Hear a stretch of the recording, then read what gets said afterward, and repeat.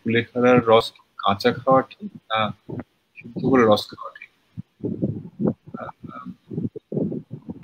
একটা প্রশ্ন লিখেছেন আবার যে কুলেখাড়ার রস কি কাঁচা খাওয়া ঠিক না সিদ্ধ করে রস খাওয়া ঠিক? সেদ্ধ করে একদম মানে ঝোল করেই খান না, সেটাই সব থেকে ভালো। কারণ কাঁচা সবজি টবজি অনেক সময় অ্যান্টি নিউট্রিশনাল ফ্যাক্টর থাকে, সেগুলো অনেকের হয়তো সহ্য হতেও পারে, অনেকের সহ্য হয়, অনেকের সহ্য হয় না। সেই জায়গায় দাঁড়িয়ে আমি বলবো, আমার সাজেশন হচ্ছে সেদ্ধ করেই খান। কারণ আয়রন সেদ্ধতে নষ্ট হয় না, ভিটামিন সি হয়তো একটু কমে যায়, কিন্তু আপনার তো দরকার ওইটা খাওয়া আয়রনের জন্য। আপনি তো আর ওই কুলেখাড়াটাকে ভিটামিন সির জন্য খাচ্ছেন না। তার জন্য একটু লেবু মিশিয়ে, মানে তরকারিটা ঝোল করার পরে একটু লেবু মিশিয়ে নিন, আপনার ভিটামিন সির দরকারটা ফুলফিল হয়ে যাবে। আপনি একদম আয়রন যখন এই ডেফিসিয়েন্সির জন্য খেতে চান, একদম সেদ্ধ করেই খাবেন, কাঁচা রস খাওয়ার দরকার নেই।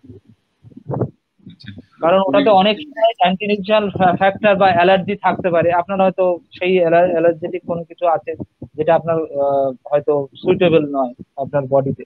সেটা তো সবাই বুঝতে পারবে না, সেটাতে হয়তো মানে হিতে বিপরীত হতে পারে। তো আমার মনে হয় যে সেদ্ধ।